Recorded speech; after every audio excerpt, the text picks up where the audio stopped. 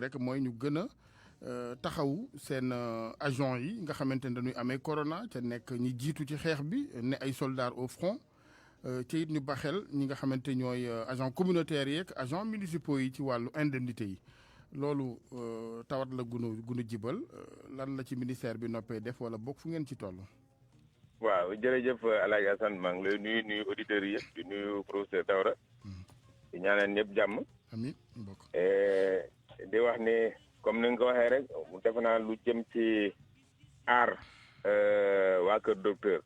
mooy li ñuy wax ñu nekk en première ligne defe naa léegi moom ñëpp d'accord nañ ni vraiment nguur gi rawatina ministère de la santé et de l'action sociale mu ngi def lu kem kattanam pour mettre leen à l'abri surtout protéger leen côté boobu defe naa loolu moom kenn weranteetu ko muy ñi nekk ci CTE mooy ñi nekk ci yeneen services yi parce que xoolatuñu kan moo nekk CTE ak ku nekk yeneen services yi parce que ñëppay même bu fekkee sax niveau d'exposition bi du benn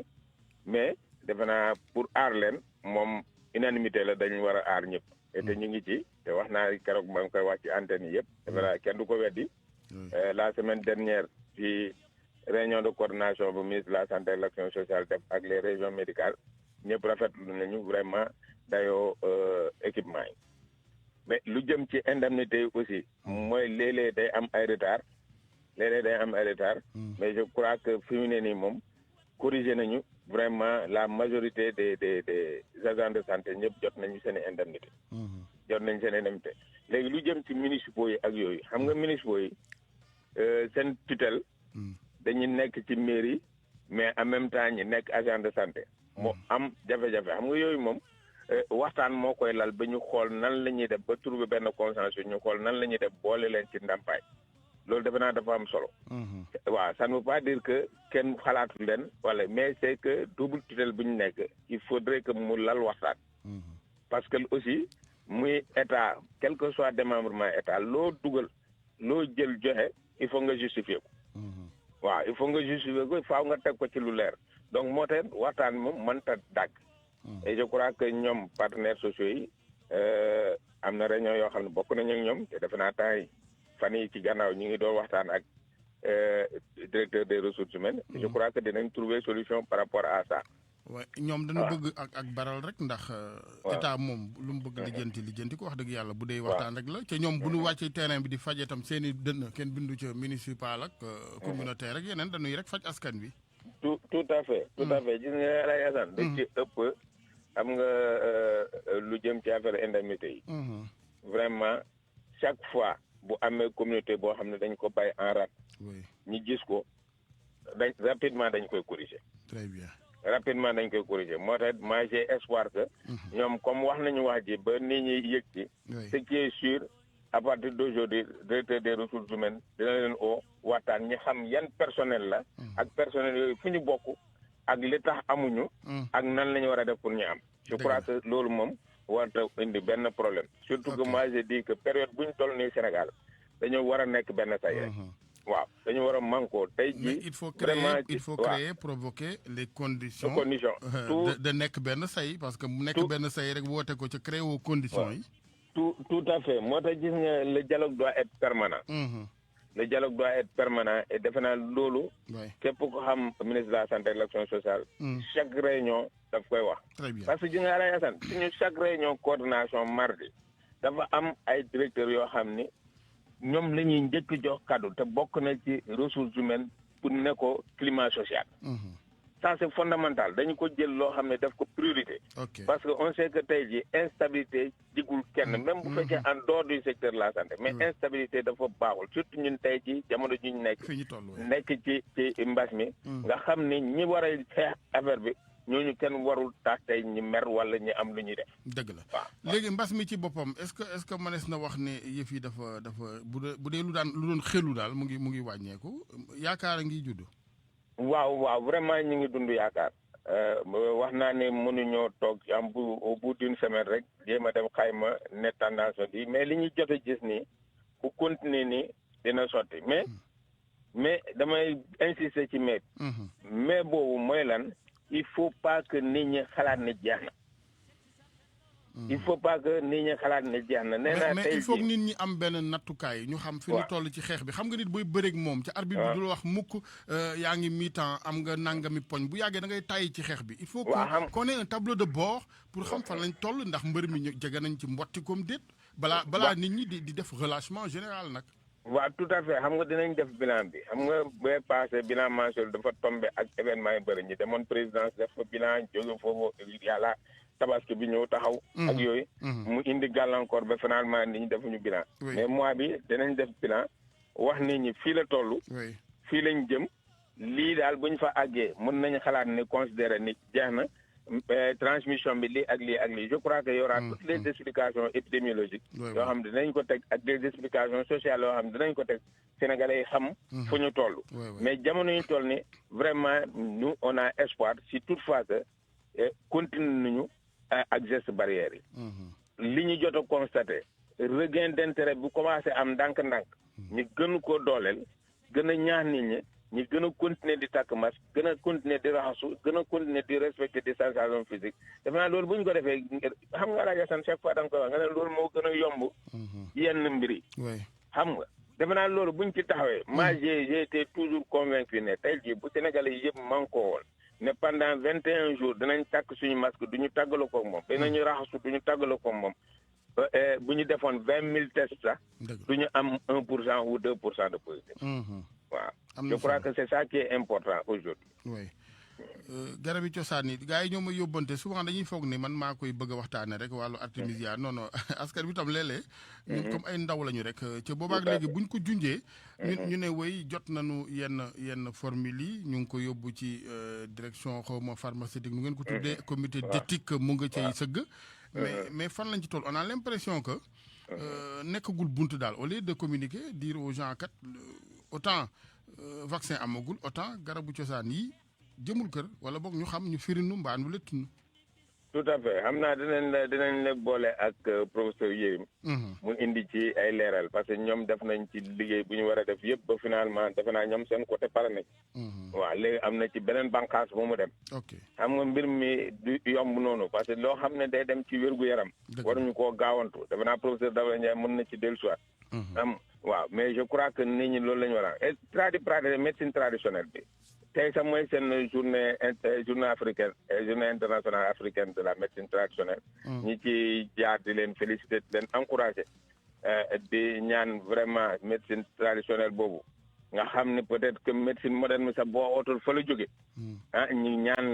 ñaanal leen mais continuer lëkkaloo ak ñoom di liggéey ñoom parce que tey jii seen kii bi manifestation directrice générale de la santé publique moo koy présider ça veut dire que Alaaji Assane ñu ngi liggéey ak ñoom ba léegi c'est que am na yoo xam ne du ñu koy teel a wax mooy li ngay wax rek il faudrait que ñu communiquer ci population bi xam parce que population yi dañuy wax ni médecine traditionnelle mu ngi fii kenn faalewu leen ak yooyu ñu ngi faj lu bare c'est vrai mais faale nañ leen ñu ngi liggéey ensemble ak ñoom et c'est que peut-être que duñ ko vulgariser lu ci ëpp defe naa loolu la ñu war a corriger di expliquer à la population ce qui se passe mais xam nga lu jëm ci recherche scientifique wax ju bare baaxu ci voilà d'autant plus que duñ sax comprendre ñi ngay waxal maintenant mais dafay baax rek am foo ci toll rek am ci ab tënk rek effectivement benn say rek nga génne continuer waat sa liggéey effectivement ndax ki nga yan bërigo bi nag dafay bëgg a xam nag kañ la koy yenneeku waaw mbir mi métti na yàgg na vraiment ñi ngi encourager tous les Sénégalais ñi ngi encourager mag ak góor ak ndaw ñëpp encourager nañ yombul c'est très difficile mais nañu xam ni mbas mi du Sénégal rek waaw comme ñëpp ñi ngi ci coono googu ñun bu ñu teel a yóbbu nañu góorgóorlu rek gën a sàmmonte ci digle yi loolu bu ñu ko defee mën nañ ci génn naam c'est pas facile mais il faut de beaucoup de courage parce que xeex bi jeexawul dëgg la jërëjëf docteur Ousmane Gueye jërëjëf Alaaji Assane lay gërëm di la ñaanal bëccëgu jàmm sàmmonte ak gestes barrières yi man dama daan nañu sàmmante Alaaji Daouda Ndiaye nga sàmm ma sàmm la n'est-ce pas yow loolu ngay woote toujours waaw loolu lañu woote sàmmante waaw sàmmante bi ma leen nuyoo ba pare ziar la nuyu mbokk auditeurs yëpp di ci profité di baalu ak ñëpp ci tamxarit bi ñu jóge jërëjëf yàlla def jàmm Sénégal amiin wax yombul ñàkkul ne yenn saa ñu wax ñu heurté nit wala lu ñu neexul nit dëgg la ñu xam ne lu positif rek lañ ci bëggoon mais ñu jàppe ko noonu dëgg la toujours dañ koy wax rek kii wax mooy juum dëgg la waaw nañ di wéy di jéggalu rek saa su ne. dëgg la maa ngi wax wàllu ralentissement sànq xam nga li tax aussi loolu bu baax nit ñi aussi xam fi nit ñi waxee c'est-à-dire xeex bi ñu ngi ko commencé woon 1er mars. ralentissement bu amee dañ koy gërëmee sunu borom d'abord ensuite kilifa yi notamment le personnel médical waaye gën a góorgóorlu nag pour li des bu ko defee ñu daal di koy dindi nag mu set wicc. tout à fait et puis moo tax da nga wax lu am solo li nga laaj docteur Ousmane ma koy féliciter nag moom précisément parce que gis naa ne toujours dans son discours d'apaisement la ak de responsabilité de responsable loolu c'est important dans un pays où nit ñi dañuy jaaxle parfois donc quand vous recevez des choses nga positive xool lañ ko koy gérer ba mu dem donc moo tax bi nga ko posé effectivement day baax yu mel nii qu'on informe à temps réel nit ñi parce que sinon bu ñu informé wul rek à tout moment par rapport à la situation fu ñu jëm parfois comme ni ñi xalaatee mën nañ dem ba bon jeex na ak jeexul les gens se posent des questions bon relâchement donc la communication maintenue c'est extrêmement important par rapport à tout parce que loolu pour man mooy meilleur indicateur pour xam ndax on est en train de gagner la bataille ou pas parce que c'est vrai que ñi ko séq dafa bari et puis day permettre ñoo xam ne ci biir askan wi par exemple qu'on le dise ou pas ñoom ñi ngi ciy def lañ ci man ñi ngi accepter mesure barrière li ñu wax ñu koy def donc di leen informer ne leen fi lañ jëm day encourager donc ce qui fait que pour man c'est important qu'on mesure de temps en temps ou bien qu'on donne des informations si fan lañ ci toll lan la ñu war a recadrer lan la ñu war a defaraat dëgg la dafa am solo c'était pour moytu waxuma sax relâchement mais ak tay yi parce que yooyu mooy baat yi nit ñi bu fekkee nañ leen maintenir ci benn mbir rek te duñ leen gindi mu ngi mel ni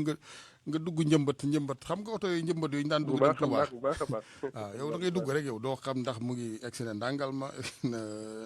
xodda ba wala puut ak yeneen loolu baaxul ci nit day am tableau de bord. surtout que ci feebar bi du feebar bi rek c'est-à-dire que c'est vrai que ñu bëri ñu ngi dem ci hôpitaux yi di commencer di demaat ñu leen di seet mais am na ñoo xam ne ba tey ñu ngi toog seen kër parce que pour ñoom ba léegi pandémie dafa jéggu dayoo alors que buñ leen waxee à temps réel lan moo xew dina gën a encourager ñenn ñi di gën a dem ci hôpitaux yi ñu leen di seet surtout ñi nga xam ne dañoo am yenn maladies chroniques yi donc ça c'est extrêmement important au-delà de ça également am na ñoo xam ne li ñu waroon liggéey lépp dañ ko wàññi ralentir ko parce que ñemewuñu par rapport ak fi mu toll donc ñu leen di wax fu mu toll ne leen gën leen renforcer les mesures mais nag voilà on pense que mën nañ def lii ak lii pour man combat bi tant que ñëpp toll ñu au même niveau de formation sera très difficile qu'on gagne la dëgg la beneen avantage bi mooy c'est vrai que amu leen jot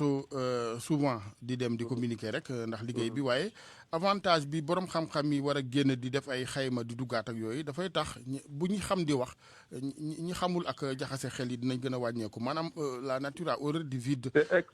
C'est extrêmement important la seen point boobu c'est extrêmement important. La nature a horreur du vide parce que information bi. ñi ko war a jox bu ñu ko joxewul.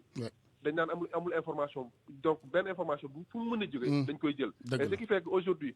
il faut contrebalancer c'est-à-dire que tey boo xëyee nga xëy ñu ne amul benn information bu dul buy véhiculer par rapport à ça. même bu dul loolu li ñuy wax fake news. wala am na ku wax ne lii amul bu ci kenn communiqué wul dañuy jàpp ne li tubaab naan ki ne dit mot consent parce que loolu mooy li nga xam ne kon day am te boo xoolee réseaux sociaux yi tey du ñëpp nag am na benn ñaar parfois ñuy génne wax lii alors que amul mais bu kenn ki war a wax boroom xam-xam bi bu kenn war a wax waxul du dem maintenant foofu li ci am problème aussi parfois bon c'est vrai c'est un problème de responsabilité xam nga peut-être yow Alaaji Arsène li nga am fitu wax ko ba li ma fitu bu wax ko kenn ko nga xam ne war na ko mën a day préférer noppi parce que bon bëggul ñaaw ci affaire yi alors que pour man c'est extrêmement important ñu xam ne tant que c'est le pays moom moo taxaw ñun suñu intérêt bopp wala ñun suñu respect li ñuy nit ñi di teg c'est pas important l'intérêt général mooy l'intérêt du peuple loolu la ñuy war a préconiser parce que sinon on va laisser le vide et vide boobu bu amee rek ñi ko war a occuper place bi dañ koy occuper dañ koy def leneen ab sën lay mujj doon waaw ndax terrain boo occupé wul sax ñu def ko sën loolu lañ cay tuur moyen de lutte yi nag jumtukaay yi ngir xeex bi parce que xeex bi nag mu ngi bëgg yàgg juróom benn weer kon ku ne war na caa jàpp ci ñi ko yàlla mënloo ci ñi nga xam ne de façon spontanée ñëpp ko war a def seen i fi bopp ni nga koy defee ak action bëgguma la defal publicité. dëgg la waaw je pense que pour man c'est important je l'ai dit quelque part là yàgg naa ko wax gis nga te lépp loo gis mën nañ ko démontrer mën nañ ko justifier boo xool dama ne boo nekkee ci ab koñ Ablaye wala ci kër yow nga ne da ngay jël say mesures yow rek pour sa waa kër wala sa waa koñ wala sa waa appartement nga bàyyi ñeneen ñi nga xam ne ñàkkul ne bëgg nañ ko mais amuñu ko tant que ñooñu parce que il se peut que ki nekk ci quartier bi ki yor virus bi mooy koo xam ne amul moyen pour lijjanti ko wala amul moyen pour liggéey ko pour kooku boo ko dimbaliwul tant que kooku lijjantiwuloo ko yow tu as l'impression que yaa ngi protéger sama alors que protéger woo. le risque est toujours là. Parce que kii nga Alaaji Assane une prévention est collective. et du rek sur le plan sanitaire c'est sur le plan économique. parce que wax nañ ko tey boo xoolee nii la li ci solal masque bi koo xam ne benn masque bi rek la am bu fekkee ne amul possibilité fóot ko wala wàcc guddi defaraat ko bu xëyee suba du takk masque bi wala leneen lay wuti te loo xam ne du baax. donc alors que bu fekkente ne am nga possibilité dimbali ko en réalité dina la permettre yow mu aar boppam également teel parce que da nga am loo commencé Alaaji Assane da nga ne aar sa bopp aar sama bopp. affaire bi on gagnera ce combat là à deux. et à deux nag man ci la ku may à deux c'est à l'échelle nationale par rapport à tout. donc solidarité bi il faut que ñu continuer di ko dox. et à tous les niveaux parce que bu kenn xeeb dara moi je dis une chose Alaaji Assane nit joxe ne 1 million nit joxe 100 francs moo ko mu bokk par impact par rapport à ça parce que loolu la mën. loolu la am donc je pense que en tout cas solidarité bi tey la war gën a dëgër et j'espère que même bu ko mbas bi jógee Alaaji Assane pour ñu mën a xeex lu bari cette solidarité là bu ñu ko maintenir ci lu bari yokk ko je pense que ci combat yu bari mën nañ ko gën. dëgg la maintenant ci njëlbeen sax la ko nit ñi waroon xam c'est-à-dire que pandémie solidarité moo ak discipline moo koy xeexaa du leneen de du rëy ay boromi xam-xam parce que nit ñi lu ñu am xam-xam ci hôpital ba ca le peuple toogeewul nenn ni du jariñ dara dañuy màbbu ñun yëpp wutali fa ne ay patient boo déggee ñu ne la xam nga li tax ñu ne li nga koy wax noonu li koy firndeel on te dit pas la lutte elle est médicale on te dit la lutte elle est communautaire. oui parce que boo jëlee communauté bi rek foofu di nga jël par exemple nga jël koo xam ne ñàkkul ne ki nekk hôpital bi moo ko ci ëpp tuuti xam-xam ci wàllu faj bi. et pourtant dañ ne ki koy gagné foofu lay doon. te amul benn combat bu ñuy gagné sur le plan communautaire te jëluñu ci nga xam ne mooy askan wi donc ce qui veut dire que effectivement li nga wax foofu lu extraordinaire la parce que xam-xam rek te nit ñi jàppuñu ci. te ñëpp boolewuñu liggéey. on aurait duñu mujj fenn. duñu dem fenn te l'exemple boo xoolee dëkk non seulement xam-xam ak alal te mënut a c'est important mais du l'élément capital. du les éléments capital parce que boo xoolee dëkk yu am alal yi am nañu xam-xam am nañu alal mais bu ñëpp bu dóorandoowul parfois da ngay dégg ci yenn dëkk yi ñu naan leen dañuy sol masque yi ne waruñoo sol masque. mu am benn quiproquo benn discordance. ci information wala benn désaccord boo xam ne dafay impacter sur la lutte. c'est aussi valable également chez nous. mooy bu fekkente ne nit ki dañ leen defal lii te ñi ko wax ñu am ci xam-xam bul jàpp ne non dañ may jaay xam-xam déedéet xoolal ne est-ce que li ñu may def c'est positif ou pas wala ki ma koy wax ni ma ko waxee neex na ou pas. xool l'information. ou bien les consignes wala la stratégie li ñu may jox. lan mooy njëriñ bi. avant ñuy xool la forme parce que jamono yu ñu toll c'est vrai que la forme elle est importante mais c'est le fond qui est important d'abord. mooy lan lañ may ban njëriñ laa ci am. ñii nag dañuy souvent dañuy jëlale nag dañuy rawale di rawale mooy ak jëlale mooy doo wax ci li nga war a wax dëgg. yow dañ naan la solal masque au lieu que nga sol masque ba pare soog a wax li ngay wax nga naan non est-ce que docteur bi nangam yow koy da nga sol ko ba pare defal la war ba pare. te surtout que ku nekk yàlla ki yàlla may xam-xam ñu nangul ko rek. xam ne on le dit. c'est important. c'est vrai que y a toujours nag borom xam-xam yoo xam ne moom bon sama genre gi la toujours bon dañ ci boole ci bokkul. mais ce qui est important mooy jàppal ne bépp borom xam-xam bu ñëw wala képp ku ñëw di wax la yenn te muy xam-xam nangul ko. parce que boo ko nangulee. lu bëri dina lijjantiku te je pense que noonu rek lañ mën a gagner combat bi yow li nga wax tey ci communication li nga koy wax ma ne kan moo ko wax ñu ne Alaaji Assane moom laay nangul ko keneen koo xam ne xaw ma ndax jàng na communication wala mu ngi ciy liggéey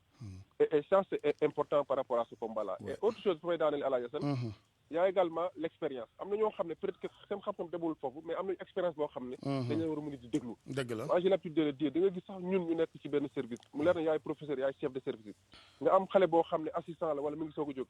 parfois da ngay xam ne dina la jox xam xalaat boo xam ne yow dalay leer na yow mii nga jàng ak fi nga toll di kilifaam amuloo ko bu waa da nga koy nangu je pense que à tous les niveaux bu ñu ko nangoo noonu rek comprendre ko noonu lu bëri dina mën a saafara am na solo jërëjëf professeur Ndiaye jërëjëf Alaaji Assane ñu koy gërëm moom professeur Daouda Ndiaye di ko sant bu baax ak docteur Ousmane Gueye naka noonu yéen ñi nga xamante ni yéen a ngi ba seen i yitte dina may nopp ab diir ci kanam tuuti ñu ubbi antenne bi. Débat puéril, l'heure est grave, tous unis, faisons un sur le ring. L'union est vitale, le respect des consignes, capital pour vos querelles de bas étage. Ceci n'est pas normal, vous dëgg du yoon. Vos vidéos pour le buzz, des intox sur des intox. jërëjëf Ablaye Diop am na solo mbokk rapport yooyu li ñuy wax ci suuf baat yi am na solo digle yi ba wax ju sew ji ci jublu ci li nga xam mooy yitte bi nag benn la mooy aar sa bopp aar ki nga jegeel ñu sàmmante 88 628 14 14 asalaamaaleykum. asalaamaaleykum wa rahmatullah. waaleykum salaam. Alaaji Assane ñoo ngi lay ziar. yàlla nangu ziar Boubacar. di la ñaanal gudd fan ak wër gu yaram. amiin ñu bokk lépp waay. comité bi yëpp Sénégal yëpp ñoo ngi rafetlu sa communication ak sa liggéey yaag docteur boobu génn lool ñoo ngi leen di sant bu baax. jërëjëf. ndax tey su ma toogee dinaa ko waa Daara Jolof lu mel ni monsieur le maire bi Ndaw lu mel ni Mor Dior Gueye téyër ñëw nga xamante ne Mor Dior Gueye téyër nekk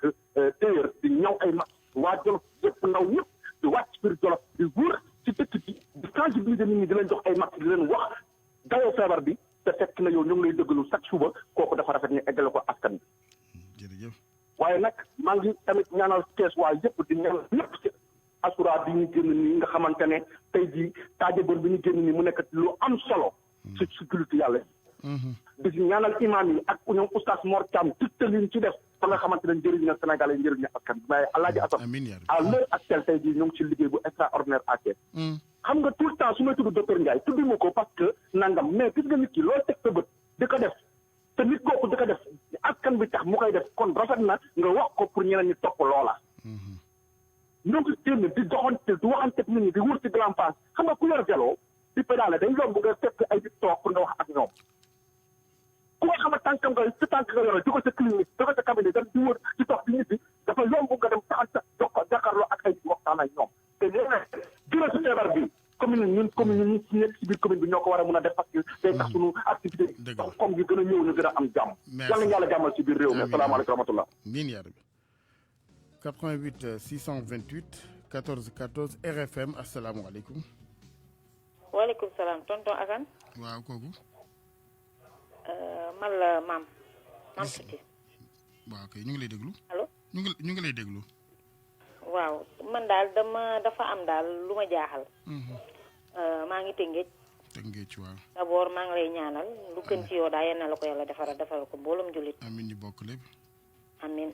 man daf ma jaaxal parce que sànq maa ngi déglu tamit chaque fois ma déglu sa émission bi. maa ngi ko doon déglu sànq. mais pour être bref Tëngéej laa dëkk te fu ma dëkk fa am benn mooy terrain bu ñu wax champ de course fu fas yi daa ndaw. foofu weekend samedi dimanche autre chose surtout démb man loolu moom a gën a étonné ñu ne duñuy xeex affaire yi corona bi man j'y tiens beaucoup kii bi nu mu tudd terrain bi xale dañ fay far di football mais ce qui est très étonnant quand même démb chaque fois da nga ñëw 7 heures du matin 7 heures da ngay gis ñuy ñëw di football comment imaginez 7 heures du matin jusqu'à ba après timis nit yi dañuy football man dafa ma jaaxal démb nag dafa mel ni nii dafa gis nga coupe d'Afrique bu nekkoon fii démb moo raw coupe d'Afrique dafa yokk daal non c'est trop nga gis nga boo doon romb sax doo am sa foo jaar piste bi yëpp c'est occupé ba pare dañuy sol seen maillot début bi commencé woon nañ sa indi musique di animé ñu dem ba ci kanam arrêté mais c'est inadmissible c'est comme si feebar sa musuta am feebar bi musul am sax waxuñu ko fenn man loolu dafa ma jaaxal trop aw ma na fu ma koy jooy naa ba sonn parce que woo naa police def naa mais boo wootee du ñu jël wala boo wootee ñu ne la waaw mais imagine ay xale ndaw xale am 3 ans 4 ans ñuy football ñu indi ay auto police ñu daw mais ay magum jëmm am na yoo xamante ni sax ay kilifa lañu dañuy ñëw gaare seen oto wàccee seen doom ñu ne leen dem leen école de football bëgg mu fi wax lu nga xamante ni tamit ci la daal mais non l'essentiel jot nañ ci étonnant vraiment man ñu am yaakaar kilifa yi Tëngéej ji dégg la waaw ñu waxee ñu ne y a benn élu fii Tëngéej moo leen ne ni mu ngi dem def c'est autorisé mais kenn bu mu dem foofu di leen déranger mais man je ne comprends plus lii mënuñu ko daaneel mënuñu daan corona bi sincèrement parlé merci soxna si message bi jàll na doy na waar asalaamaaleykum waaleykum salaam wa rahmatulah Alaaji Assane nuyu groupe bi ma jàmm Mamadou Mador ñu ngi lay nga déggante ak waaw di la ñaanal gudd fan ak wér rek amiin ñu bokk lépp waay amiin amiin kàddu am na solo daal amiin yaa rabbi président Youssou Ndour ci média jërëjëf waaw foo man li ma ci wax Alaaji Assane feebar bi xam nga dafa nekk feebar bu nga xam ne ku mu dal rek seen xel dem ci dee say mbokk seen xel day dem ci dee say xarit say dëkkandoo ñëpp ba tax na daal tiitaange googu yooyu yëpp dañ naan fagaru moo gën faju feebaru coronavirus feebar boo xam ne umpul kenn suñu toll nii Sénégal ci àdduna bi sax parce que ñëpp suñu toll nii communication bi egg na fu mu war a egg ñëpp xam nañ ne feebar bi am na. xanaa kay nekk gis dugal mbirum politique wala dugal mbirum gis leen wala dégg leen na du ci ut bës ak yeneen waaye feebar bi moom nekk na feebar boo xam ne day wàlle day reyaat. ba tax na daal nañu gën a xool li nga xam ne moo ñu mën a may kenn feebar bi du la dal. te il faut que ñu déglu digle docteur mooy li ñuy wax ñi koy appliquer di ko jëfe saa su ne ñi communication bi day jàll ministère de la santé waaw dañ leen di jaajëfal bu baax muy Abdoulaye Diouf Sarr président de la République lépp lu mu mën def na ko ci waaw ku ne xam ne président Macky Sall muy guddi muy bëccëg saa su ne mi ngi ciy wax conseil des ministres yi wax ak ministres yi ñi nga xamante ne ñoom ñoo nekk ci wetam président de la République toogul bëccëg jël toll 109 milliards ndimbal yooyu ndimbal la nii rek nañ ndimbal la ci fekk loxol borom waaye feebar bi fu mu jógee ci foog ñu jëfandikoo masque yi te il faut masque yi am na si moom masque yoo xam ne bi day yokk sax jàngoro te ci lim xeeñ kenn xamul lu muy nul jërëjëf Médor jërëjëf 88 628 14 14 RFM Radio Futur Média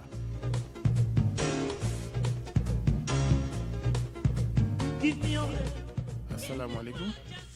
waaleykum salaam wa rahmatulah. bisimilah. El Hadj Assane Ibrahima Jonga Gassou. Ibrahima ñu ngi ziar bu baax. maa ngi lay ziar jërëjëf El Hadj Assane. jërëjëf Jong. yal na la yàlla fay. nit ñi bokk. waaw non Jara li mu wax dëgg la dañ lay ñaanal. lay ñaanal bul bañ loolu ndax yàgg nga ci liggéey mars ba léegi. tay woo bàyyi woo yàgg ñi lay jàppale ñoom Barthélemy ak ñoom ñëpp.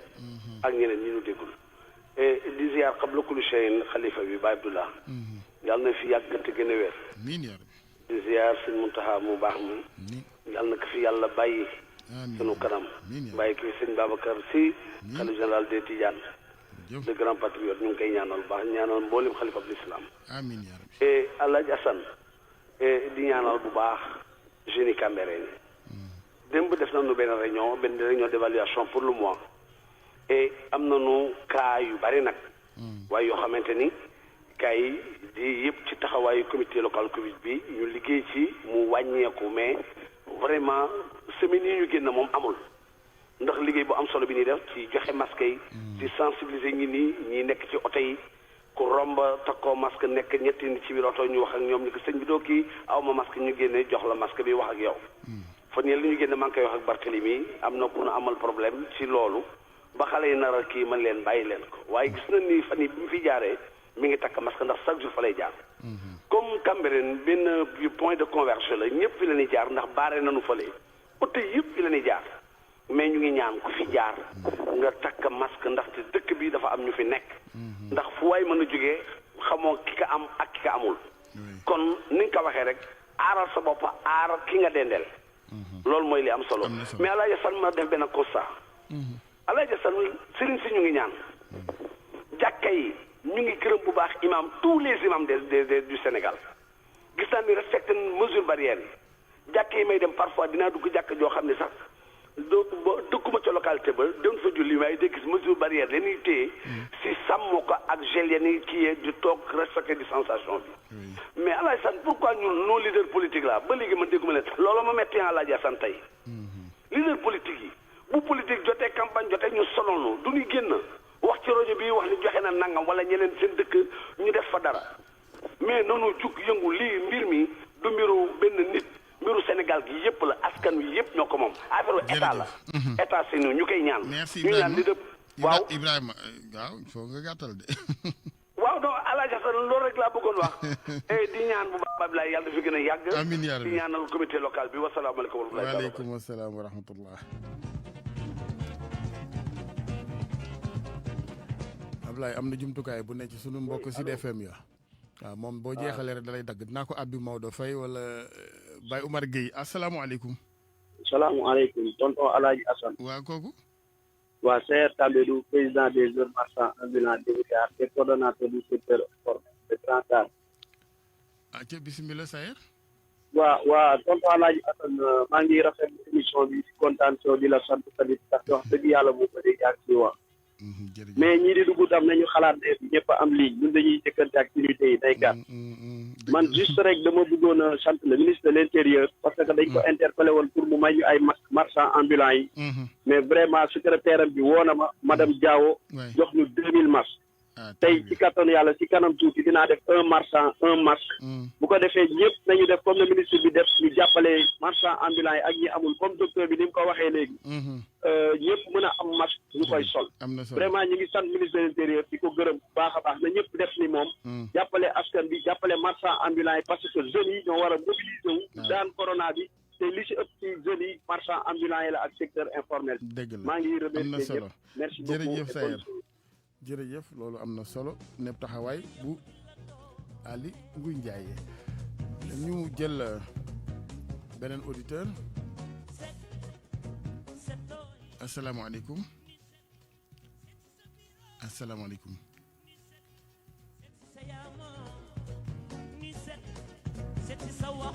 Ablaye Diop moo ne ci technique bi 9h17 Ablaye tey nag moom dur woo ma ko sawar dara Ablaye xaw ma ñan ñooy summi njóobeen waaye boo demee da nga daal di topp sa loxo ndeyjoor ci cere ji laay daan nga gën a njaxlaf lii wax dëgg yàlla ci weer wi soriwul kon. salaamaaleykum. du banque tey cere yi la asalaamaaleykum. waaleykum salaam. bisimilah sëñ bi Alaaji Asan. waaw.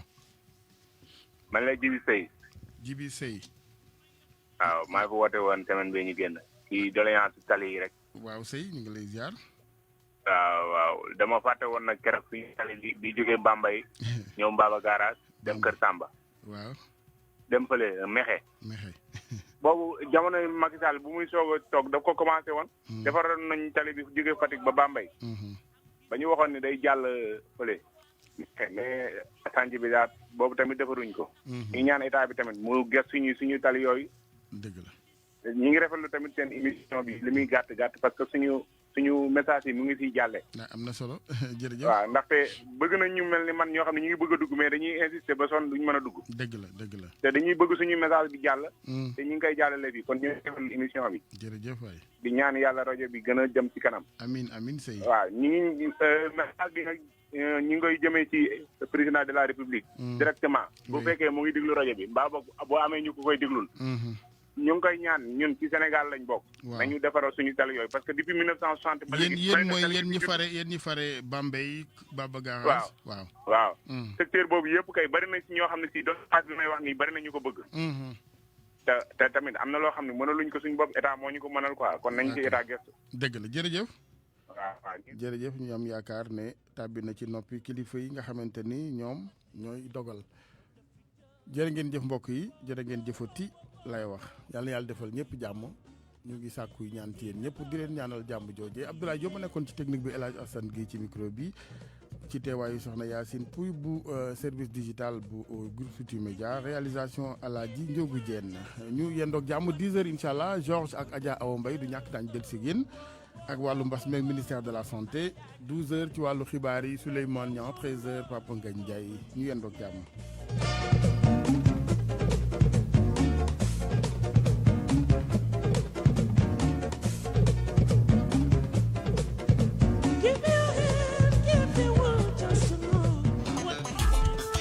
lu bees tàq ak Orange Money. Plus besoin de se déplacer pour ouvrir son calpe Orange Money. Rendez-vous vite au dièse 144 dièse pour ouvrir votre calpe vous-même en toute tranquillité. Money, lu yomb gaaw te noppale ngir ñëpp bànneexu ci calpe Orange Money. Rendez-vous sur www.orange.sn/orange-money pour plus d'infos. Orange Money daal mooy calpe bi yombal seen dundi. Nañu àndandoo boole xol yi. Orange Money est un service de Orange Finance Mobile Sénégal. Orange. Bienvenue à la grande promo Samsung, les semaines bleues. Du 17 août au 6 septembre, profitez d'offres exceptionnelles pour tout acheter.